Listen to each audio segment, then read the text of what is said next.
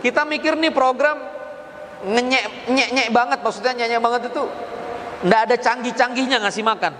Tapi ternyata bagi mahasiswa yang sakaratul maut anggarannya gitu kan, bagi orang tua yang akhir bulan makan-makan ini luar biasa. Kita ustadz datang ngasih ceramah, nggak bawa benih, orang lapar antum ceramahin. Nah ini gimana? Orang lapar antum ceramahin, ini nggak nyambung. Orang lapar itu kasih makan, dia kenyang baru antum ceramahin. Qul ya ayyuhal kafirun lakum dinukum waliyadin. Jadi kawan-kawan sekalian, sebelum kita berbicara tentang mengaktifkan masjid, kita harus ngerti dulu masjid ini fungsinya apa. Yang pertama, fungsi ibadah, sholat 5 waktu, itu fungsi ibadah. Yang kedua, fungsi pendidikan, edukasi.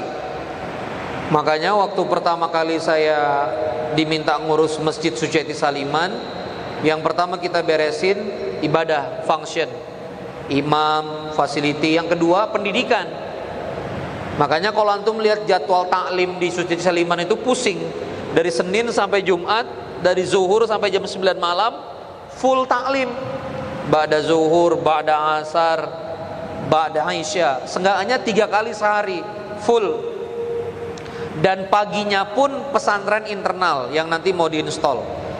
Itu namanya fungsi pendidikan. Jadi masjid itu setelah dia fungsi ibadah, dia fungsi edukasi umat.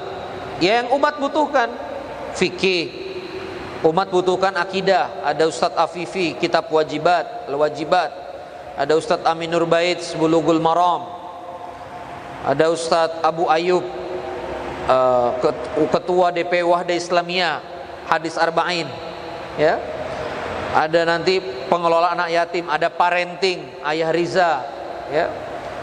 Ada Qawaidul Quran. Lupa saya dari Wahdah juga datang ngisi. Nah, banyak kita libatkan di sini. Dari PKS ada Ustadz Syatori, ya, dengan kawan-kawan PKS yang lain. Jadi Hasmi belum. Jadi nanti ayo dirapikan fungsi pendidikan. Ada fungsi ibadah, ada fungsi pendidikan. Yang ketiga adalah fungsi sosial. Masjid ini harus menjaga kesejahteraan, membangun, memberdayakan kesejahteraan. Ini yang PR. Kami baru bagi sembako, tapi itu tidak solusi.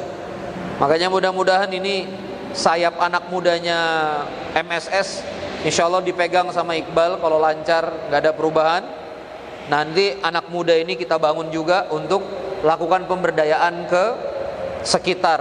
Jalan Gitogati itu banyak lahan-lahan kosong. Kalau kita tanam tanaman produktif yang panennya bagus, kesejahteraan juga. Jadi masjid harus bicara itu, Pak. Dakwahnya bawa benih, bawa penyuluhan pertanian, ngajarin penduduk bercocok tanam, panen, masjid yang beli. Sementara ini yang melakukan ini gereja. Gereja yang bawa benih. Saudara kita sebangsa setanah air kan, beda iman. Itu mereka dakwahnya begitu, tanda petik. Zending misinya begitu. Bawa benih, nggak bawa Alkitab. Tapi begitu bawa benih sayur, sayurnya panen, gereja yang beli. Satu desa berdaya. Akhirnya mereka mikir, nah ini aja agama yang konkret. Kita ustadz datang ngasih ceramah, nggak bawa benih, orang lapar antum ceramahin. Nah ini gimana? Orang lapar antum ceramahin, ini nggak nyambung. Orang lapar itu kasih makan, dia kenyang baru antum ceramahin. Dan ini kenapa yang membuat gerakan Hizmet di Turki itu tumbuh besar, Gulen ya. Walaupun bercampur dengan tasawuf, rada-rada sedikit kontroversi juga, tapi berhasil. Kenapa? Karena basis pelayanannya itu emosional. Gerakan Islam yang cukup besar di dunia ini diakui Jemaah Tabligh. Kenapa Jemaah Tabligh itu gede banget, dia punya keanggotaan itu besar, nomor 1 di dunia. Kenapa? Karena emosional itu. Khuruj, makan bareng 3 hari 4 hari, solid. Jadi memang di tengah berbagai kekurangannya Jemaah Tabligh good. Nah, kembali lagi ke masjid, maka masjid ini fungsi ibadah, fungsi pendidikan, fungsi sosial. Nah, yang ketiga fungsi ekonomi, pemberdayaan. Pemberdayaan itu artinya kayak tadi Iqbal nanya, masjid harus punya pasar, narik pasar. Sebetulnya bukan masjid narik pasar, Bal. Kalau misalnya masjid itu ada traffic, pasti pasar tercipta. Karena hukum ekonomi begitu, crowd create cash. Keramaian menciptakan uang. Pasar malam, antum putar-putar, roda gembira, tong setan, segala macam itu. Antum bikin pasar malam, pasti rame, ada uang di sana langsung. Crowd create cash. Maka antum lihat aja kalau kajian Ustadz rame. Misalnya Ustadz Khalid Basalamah datang, itu kan 3.000 orang, pasti ngemper itu kaki lima di luar. Apa jualan mijon, ya enggak? Jualan mijon, jualan aqua, jualan teh kotak, jualan kitab, jualan kopiah. Di Masjid Suciati Saliman itu lapangan parkir kita nggak lapak-lapak, sekarang muncul itu sol sepatu, Bal, sol sepatu, jualan kopiah, wes jualan macem-macem. Karena begitu ada traffic, pasti pasar tercipta. Jadi nggak usah ditarik-tarik, yang ditarik itu umat Islam. Kembalikan umat Islam ke masjid, nanti semuanya muncul. Nah, pertanyaannya, gimana cara mengembalikan umat Islam itu? Antum harus bikin produk yang sesuai dengan kebutuhan umat. Nah, sekarang Suciati Saliman cuma punya satu jurus dulu, kita banyakin, yaitu jurus makan-makan. Pokoknya makan. Sekarang dari iftar 50 porsi, Bal, 4 minggu 500 orang, Bal. Growth 10 kali jamaah dalam waktu 1 bulan kurang. Dulu saya sediain porsi itu 50, sekarang udah terkenal. Suciati Saliman ngasih makan Senin Kamis tuh 500-600 tuh. Jamaah growth karena makan. Subuh makan. Kita pancing itu dulu. Kita mikir nih program nyek banget, maksudnya nyek banget itu nggak ada canggih-canggihnya ngasih makan. Tapi ternyata bagi mahasiswa yang sakaratul maut anggarannya gitu kan, bagi orang tua yang akhir bulan, makan ini luar biasa. Jadi antum bikin program gak cuma harus bagus, tapi dibutuhkan oleh umat. Kadang-kadang kita bikin program bagus, ini besok ada ustadznya begini, ini bagus di topiknya. Kadang-kadang jemaah gak tertarik. Nah, kami bikin saudagar masjid, Bal. Saudagar masjid ngajarin bisnis model. Itu yang gak ke masjid akhirnya ke masjid, cuma gara-gara di masjid ada ngajarin bisnis. Alhamdulillah wa syukurillah, itu terjadi gitu loh. Jadi gimana caranya memakmurkan masjid? Antum harus deliver yang umat mau, bukan yang kita mau, yang umat mau. Dan itu bagi saya Masjid Suciati Saliman masih banyak PR yang belum kami lakukan. Program itu sebetulnya program silaturahim pada jamaah, mendengarkan keluhan jamaah, membangun ekonomi kerakyatan kanan dan kiri, sharing ekonomi dengan masyarakat, itu belum. Apalagi kelihatan dari perut saya olahraga belum ada nih, ya kan? Harusnya masjid juga punya unit sport, gitu kan? Masjid itu bagi saya mestinya lengkap, bela dirinya ada, tifan, tapak suci, ya kan, freestyle fighting, wah, gitu kan, parkour, harusnya begitu. Ya mudah-mudahan lah ini yang kita kembangkan terus, sehingga kita ingin umat ini apa-apa masjid. Mau nikah, Baitur Rahim Munakahat Center, mau kerja, Baitur Rahim Job Center, ke masjid. Butuh pinjaman, Baitul Mal, Baitur Rahim. Butuh konseling bisnis, Baitur Rahman Coaching Institute. Butuh kesehatan, layanan kesehatan, rumah sehat, Baitur Rahim. Nah, kayak gitu. Jadi masjid itu dia harus menjawab sebetulnya semua aspek yang kemudian dibutuhkan oleh umat Islam. Jadi umat Islam itu kalau ada apa-apa dia nggak kemana-mana. Ali bin Abi Thalib konflik sama Fatimah, mertuanya nyari. Mertuanya siapa? Rasulullah SAW. Kemana Ali?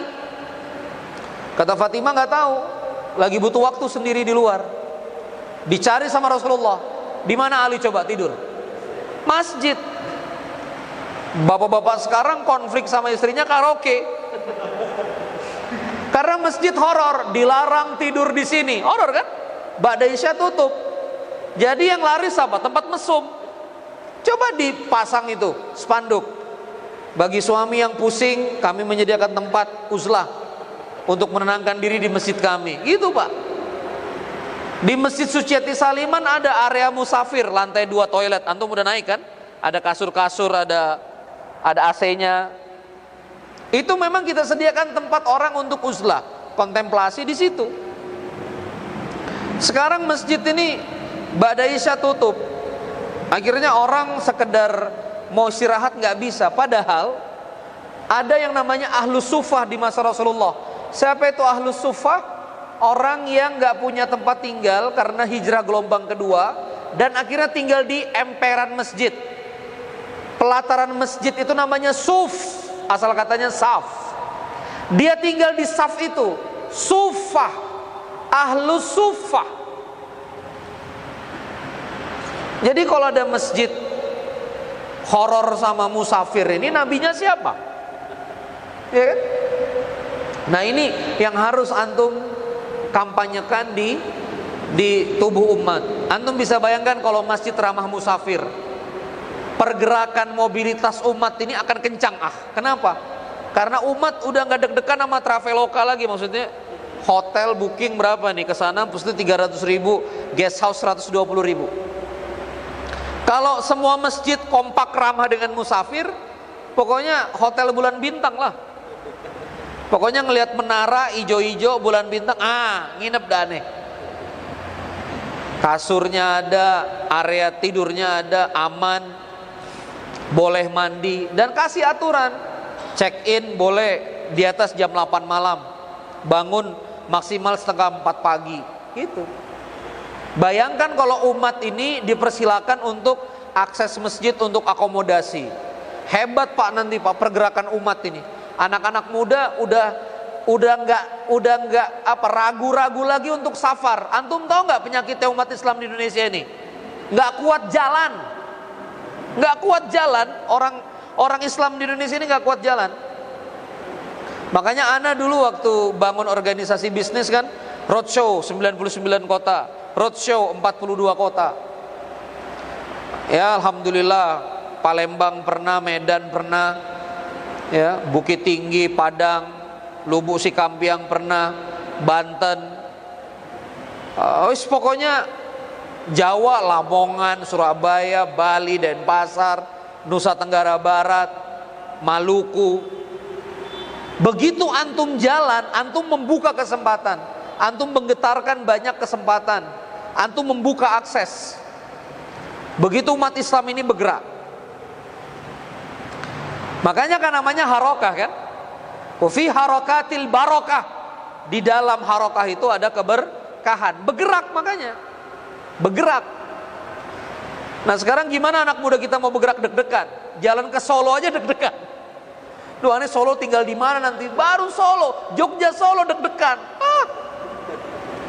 Pecundang menurut saya.